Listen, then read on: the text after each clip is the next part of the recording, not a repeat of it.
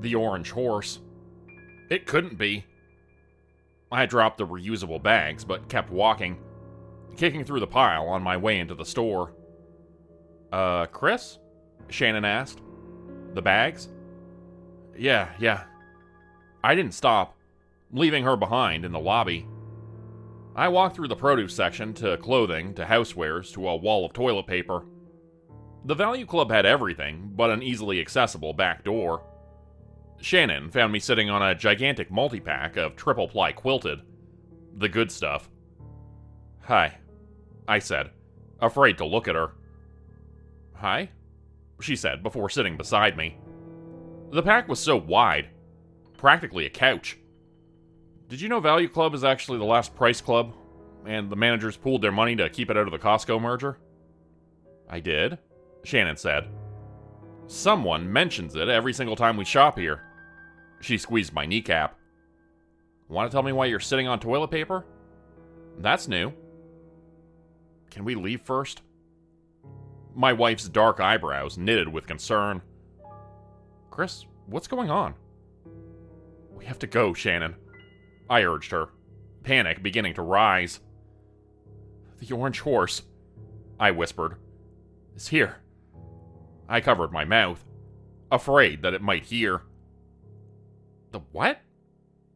I wrung my hands. Didn't you see it? It's right inside the front doors. The coin-operated ride. Oh, God, what if some kid rides it? That's why it's here. Of course. Why else? Chris? Shannon said slowly. You're scaring me. We have to go. I tugged on her wrist. Okay, we can go. She started pulling me because I only stared helplessly at the toilet paper wall again. Come on. Not that way, I said, too loud. A teen, moving paper towels from a pallet to another pallet, stopped and took out his earbuds. We have to go at the back, I said, more calmly. Shannon helped us find an exit through a delivery bay. We had to walk around the fortress of a store in the rain. I wouldn't let her go back into the lobby for the bags I dropped. Chris, come on, it's wasteful. I'd already started the car. You should have got them before. When you dropped them? Yeah. I was more worried about my flaky husband. Get in the car, Shannon. There's no time. If she went back in, I would have left her behind. I love her, but this fear runs deeper. She would have understood if she'd been there all those years ago with the orange horse. When we were safer in our kitchen and had changed out of our wet clothes, I opened up 2 bottles of wine and set them on the granite island. Gonna be some afternoon, she said, going to the cupboard for our wine glasses. Retreating to the living room couch, Shannon waited patiently, while I lit the fireplace and drank, muttering about the heavy rain and whether or not our stunted trees by the back fence could survive another deluge. Eventually, the alcohol wore through her patience. Shannon was not happy drunk. Neither was she mean, however. Aggressive would be more accurate. Spill it, my love, she demanded. I drained my glass and poured some more. Enough dramatics. Now, Chris? I'm not trying to be dramatic, I said truthfully. I'm procrastinating because I don't want to talk about it. I don't even want to think about it. It was 30 years ago. Chris. Okay. I had to work up to it. Remember Channel 14? She shook her head. Not at all. Channel 14? Local cable, I said. It ran local TV shows. Pretty much all garbage, created by the best losers of Bridal Veil Lake. Anyone could have a show if they had a bit of money or connection. She sipped her wine, readying herself for what I was about to drop. Shannon is the best. Did I really want to bring her into my nightmares? She deserved better. We would stop going to Value Club. A childless couple didn't need to shop there. We just like big stuff. I put down my wine. Oh, no, you don't, she said, gripping my forearm. At first tenderly, and then pressing her sharp nails against my skin. My love, if you don't tell me now, I intend to draw blood. She smiled, and I knew the threat would be carried out. Okay, so the tip of talons dug in. I yelped. A talking horse. Okay, it was a talking horse. I was on a kid's show about a talking horse. Nails relented, and her touch became comforting again. The orange horse? I nodded. I had to sit down in one of our reading chairs by the fire. My wife looked worried. I never acted like this. Our decade of marriage had been carefree and easy. What happened on the show, Chris? The horse could talk. Yes, you said that. No, you don't understand. It could really talk. The hard plastic mouth moved, and it could talk. The eyes, too. Painted black dots rolled around in the whites. I shivered, despite the waves of heat coming from the fire. Shannon topped us up. You never mentioned being on a kid's show before. How old were you? 4. 5 when it ended. I was the last kid. I can't remember the names of the others. One was, Bella, I think. They called her Octabella. I don't know why. Well, now I have to see, Chris, she said. She took out her phone. Good luck finding a copy of that. Your mom has it in the shared drive. Of course she did. Shannon started watching with the volume high. Mom, damn it, she never understood the dread of that place, and didn't believe me when I said I was scared. To this day, she thinks we don't speak or see each other because I'm busy. Truth is, I'll never stop resenting her for bringing me to Channel 14. I didn't have to see the video on Shannon's phone to pair the awful piano intro with the black screen, gradually filling with mechanical white type. The orange horse. The words disappeared, and then, depending on the episode, there were kids, or one kid, on a stage in the dark, surrounding a shiny orange horse. A coin-operated ride with a real leather saddle and reins that never helped anyone. Poor sound quality picks up or makes an ambient buzzing that persists throughout each episode. That sound makes my stomach turn, because it means it will speak soon, and it will choose. Hello, children, says the orange horse, his voice a deep and unfriendly monotone. Which one of you will try tonight? Have you decided? Or shall I? The hinged mouth moves, but rarely in synchronization with its words. As Shannon watched and listened, I recalled the strong, oiled scent of the mechanical beast, and the way its pinpoint eyes would swell until they took away the rest of the already empty scene and you would be alone with it. No one could come to save you, even had they wanted to. Shannon paused the screen with her thumb. Hang on, there's a timestamp thingy in the corner. Past midnight. You were filming at night? That shouldn't have been legal. Not even in the 80s.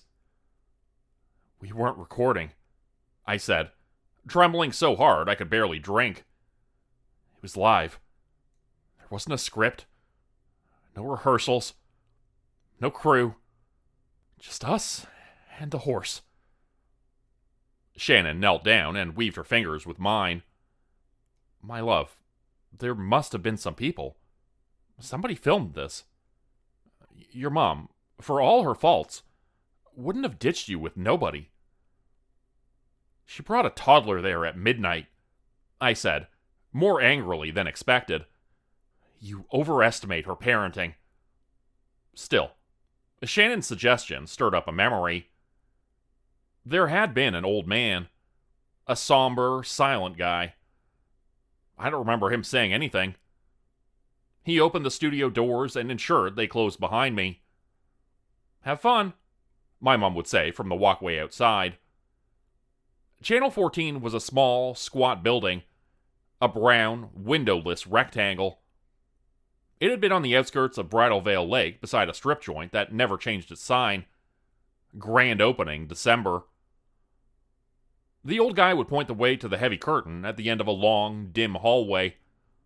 None of the track lights above were ever completely functional. They flickered and held onto burnt-out tubes that seemed to emit a smoke coiling around the popcorn ceiling. Beyond the curtain, the other kids were already there. We never talked or said hello. The orange horse waited, a presence demanding your attention. I remember the kids screaming when it spoke. If you hadn't been through the ordeal already, you screamed. Some weeks there were a lot that screamed. Most times, we waited for it to choose a rider in silence.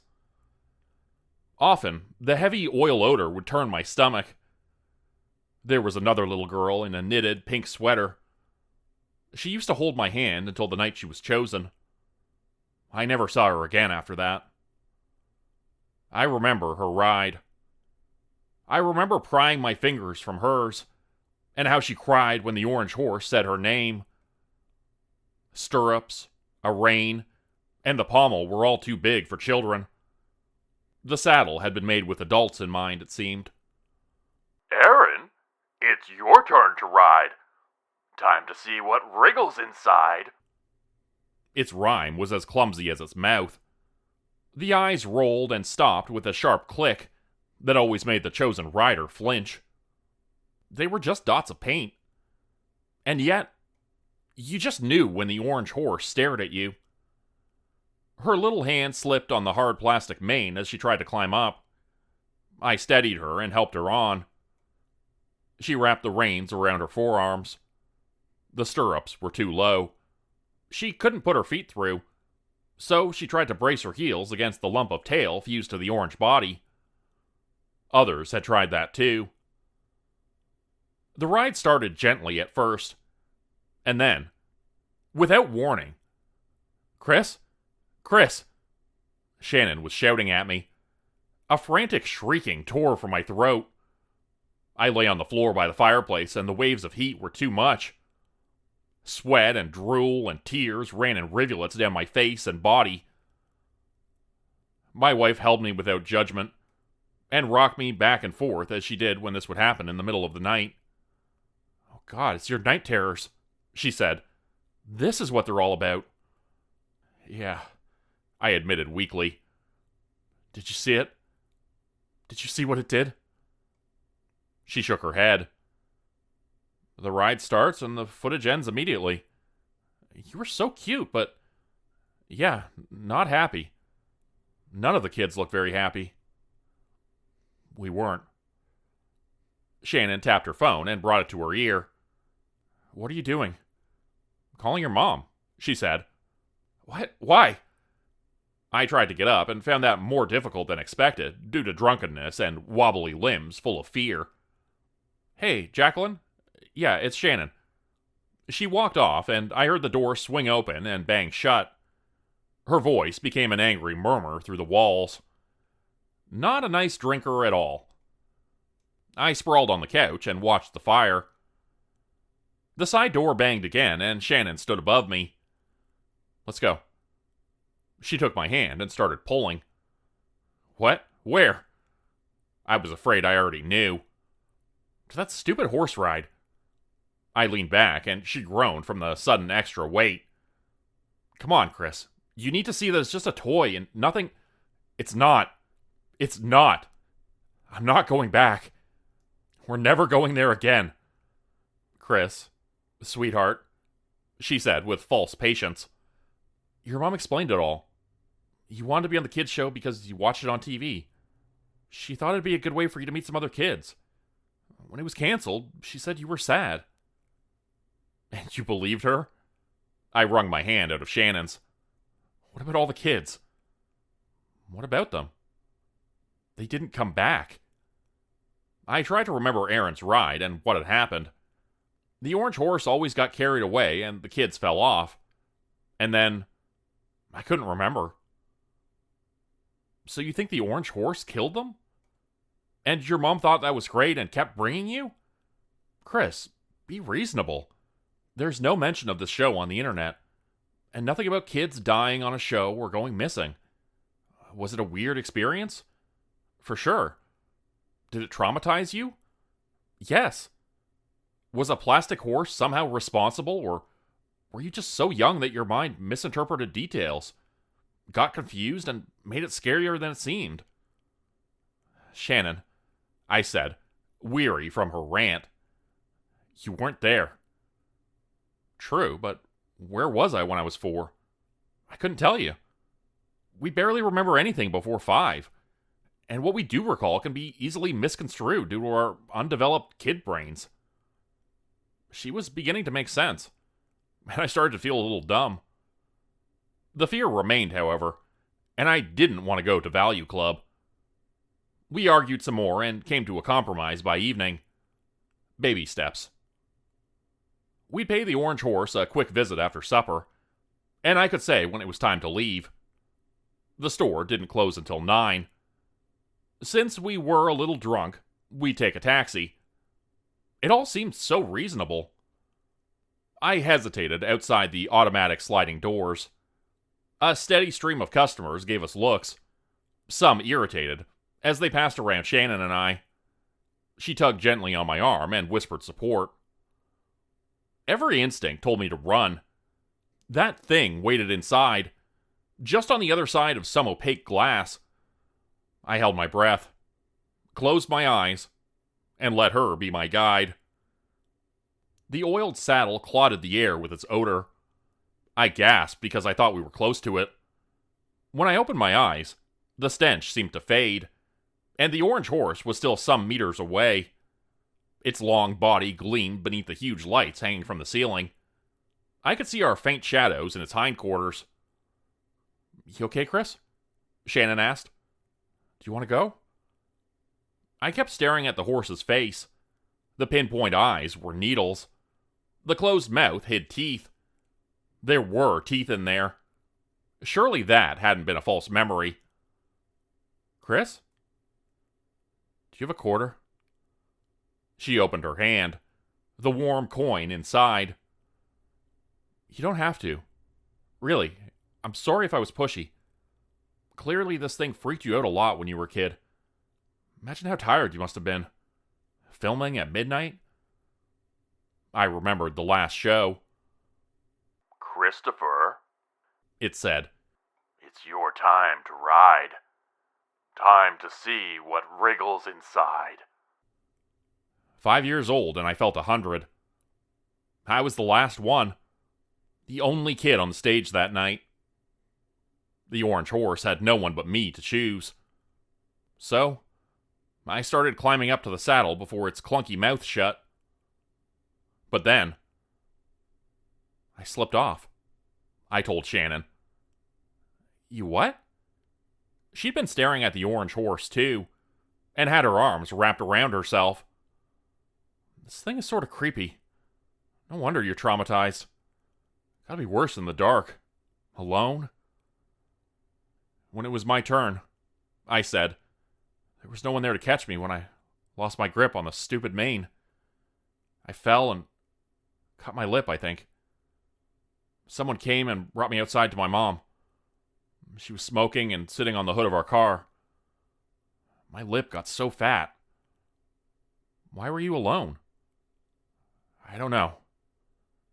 Are you sure you were alone, Chris? Shannon asked reluctantly. I mean, it doesn't make a lot of sense. We should talk to your mom again. I shouldn't have yelled at her. I looked at the quarter. The Orange Horse worked on its own. It moved without money. I tried hard to recall a coin slot, but couldn't. Doubt gnawed hard at my certainty about the stupid ride and the whole Channel 14 ordeal. Maybe the ride just looked like the one from my memory. Yet, I'd started trembling so much, I dropped the quarter. That's when its mouth unhinged, to reveal paint-chipped squares resembling teeth, and the eyeballs rotated around and around. I seized hold of Shannon as she put a protective arm in front of me. A speaker, somewhere inside the horse, began a script so static-ridden we couldn't make out any of the words. Okay, that is scary, Shannon confirmed. I backed away from her and the Orange Horse. Chris? I want to leave now. You said I could decide. I'm deciding. Let's go, please. Shannon, please. I want to go. The voice had been incomprehensible, but I felt called to ride. I'd never done mine. Only I had escaped. What had happened to those other kids? Time to see what wriggles inside. Fuck this thing, Shannon said. She scooped up the quarter and advanced on the ride. I swear its attention shifted from me, and I felt so guilty. But the sense of relief wasn't mere imagination. Shannon, I said, get away from it. I wanted to go closer and pull her away, but couldn't get my legs to move. Shannon? She swung her long leg over the saddle and picked up the reins. This is the most poorly thought out children's ride ever. Her feet slid into the stirrups easily, because the whole saddle had, of course, been originally made for an adult. The orange horse looked small beneath her. You're gonna see, Chris. I'm gonna show you. Shannon, don't. Her whole body jolted intensely after the first sway of the ride. The metal in the stirrup made contact with the steel base, where an exposed wire coiled below in the interior, electrifying the plate into an instrument of death. She didn't look dead. I smelled her death, her cooking flesh, before I saw it. Had I not been a coward and tried to grab her, I'd have been electrocuted too. Employees raced around, and an old guy used a broom to unplug the ride. Shannon's body slumped over the orange horse, as its eyes spun around one last time. It's your turn to ride. I could hear its voice so perfectly within my thoughts. It's happened before, my mom said. In China. I looked it up. We were suddenly sitting inside an ambulance, and I don't remember when she arrived or how we got there. My eyes felt sore. Kids never could reach the stirrups. And even then, it was a fluke, Chris. If the steel part hadn't touched the other steel part, well, we wouldn't... She cleared her throat, unable to finish her sentence. Mom, I said, why did you put me on that show? The show? Channel 14?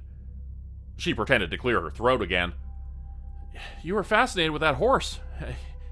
You begged me to take you to see it, even when they weren't filming, even when there were no other kids there. You love that thing. I didn't, I said. It scared me. What was the show about? The orange horse, she said, as if that explained it all. A paramedic appeared to check on me. The ambulance started moving. We were going to the hospital. Time launched itself to Shannon's funeral, and then an idle Tuesday afternoon of no particular importance. I held another glass of wine. I sat in one of the reading chairs. Hers remained empty. Would always be empty. Heavy rain poured. Those stunted trees by the fence were up to their evergreens in water. It was just an accident. My mom had been right about coin-operated rides. Apparently they send kids to the hospital every year. Even the exposed wire thing had happened before. I started to cry. If I hadn't gotten so spooked in Value Club, Shannon would be here, alive, and we'd be happy. Stupid horse. I cursed into my cup before slurping some more wine. That's when the TV came on. It began with a warm, yellow light in the center of the screen, which expanded until the typewriter noise began. I seized the arms of the chair. My cup shattered against the fireplace. The Orange Horse. The white letters appeared one at a time, with the mashing of those keys. A blurry scene gradually focused like a dream. And there I was, 5 years old, exhaustedly standing by the ride. Christopher, the horse said, eyes spinning, lazy mouth opening only once for multiple syllables. it's your turn to ride. Time to see what wriggles inside. I started screaming. My memory hadn't been mistaken about the smallest detail. I had been alone. My small hand reached for the mane and I slipped, and my chin clipped the hard plastic. What happened next, I did not recall. 5-year-old me sprawled out on the floor. I looked unconscious. The orange horse snorted and his eyes spun so fast, the black dot blurred into a ragged circle. Time to see what wriggles inside. It said again, and then again, and again, and again. I hadn't moved. I was unconscious. A curtain pushed aside briefly, revealing a host of people sitting on bleachers. I'd always thought we were alone. An older man stepped onto the soundstage and knelt down by my head. Kid didn't even make it to the saddle, he called back to the audience, and the crowd beyond the curtain laughed until the orange horse emitted a sharp, piercing whinny. They quieted instantly.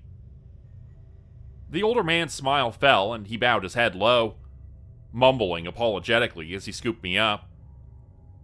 The thrum of the lights or a furnace dominated by the empty space once more. Better take him, Jax, he said. The curtain swept aside and my fucking mom walked out in a huff. She had the old guy carry me off the stage. That's about when I started to regain consciousness. My TV shut off then. It didn't have to show me what followed, because I remembered my mom lighting up a cigarette and sitting on the hood of our car. I must have been groggy from the fall or the late hour. It seemed like we were outside Channel 14 a long time before she took me home. She never said a word. She didn't have to in order to convey her disappointment. Behind a row of empty bottles, I found my phone. I got my code and hopped in the car without waiting for a response. She'd be there. I knew she would. Jacqueline waited inside the front entrance of Value Club, staring at the horse nobody had bothered to move. Only a stretched out bit of caution tape deterred any future riders. The urge to punch my mom in the back of the head dwindled swiftly in the presence of the orange horse. I felt exhausted and stupid. What the fuck, Mom? Watch your language, Chris. My mom swore all the time, casually and for fun. Now in her 70s, she rarely hesitated to pepper her judgments of other drivers with a litany of expletives. Her sudden attention to etiquette implied the religious significance of the horse I now suspected. So what? You think it's Jesus? Horse Jesus? Fucking plastic horse Jesus? Shh, she hissed. The mouth unhinged, and popped so hard I thought it would fall off. Again, static came from the deeply buried recorder within. It didn't matter. I knew the words and what it wanted. Unbelievably, the ride still remained plugged into the wall, and I had zero confidence the exposed wire had been fixed. You never did take your ride, Chris, Jacqueline said. She kept her hands folded against her chest, and continued looking at the stupid fucking horse. You want me to die? Like the other kids on the show? Fuck. Why was it a show? Why did it want a show, huh? I ripped away the caution tape. Why'd you make it a show, you fucking piece of shit? I threw an ill-advised punch against the side of its head, and immediately broke my hand. Fuck. Christopher. Jacqueline cradled my swelling, bleeding fist. The show was an invitation. How was anyone to know about it otherwise? And nobody died. Sure, some kids fell off, got injured. Most kids, I guess. Nobody died until Shannon. And that was an accident. The orange horse was a test. If If you could hang on, then you were in. If not, then you were outside. Holy... Mom, what the hell is going on? What is this thing? She wrapped my hand in a kerchief from her purse and patted my cheek before she spoke. It's something, Chris. It's really something. That's all I can say with any certainty. The people in this town, they all follow something. And this is just the something that found us first. You want to know what it is? Then you know what you have to do. It's your turn to ride. I started my approach. Each step a triumph over fear so deeply ingrained into my character I didn't know myself without it. If I could take that ride and hang on for the duration, I would be someone totally new. Shannon's death had been an accident. Something greater resided in or around the orange horse. My whole life I've been waiting to find out. What wriggles inside? I threw up all over the saddle as soon as my undamaged hand gripped the pommel. A strong grip snagged my collar and dragged me away before I could even try to mount. The struggle against the intervener lasted only a few seconds before I was pinned to the ground by 3 Value Club employees and a security guard. "Sir, that isn't safe," the guard yelled in my face. "Hey," another employee said. "Someone plugged it back in." Jacqueline was already long gone by that point. Eventually, I calmed down enough to be escorted from the store. My mom wasn't in the parking lot, and she wouldn't answer my calls or my texts. Her apartment has been vacated already for a week. In short, I don't know where she is, or why she probably wanted me dead. I got rid of my TV. I'm tempted to ditch all screens, including the one I'm currently typing this on. I'm terrified the orange horse will take it over to send me another video. Value Club removed the ride. Some PR person promised it'd be destroyed ASAP. Yet, I got a weird feeling they were lying. I'd chop up and burn the evil thing myself if I thought it would kill it. But the orange horse remains. It visits during my sleep. I'm a kid again. And I always take my ride and fall off when it gets out of control. I fall and fall and fall back into my body, asleep until impact. I sit up and gasp, but my wife isn't there. Shannon's gone. And I'm alone because I couldn't ride a stupid plastic horse. Become a channel member today for early access, bonus videos, and special emojis only available to members. Check out the description below or click the join button for more info.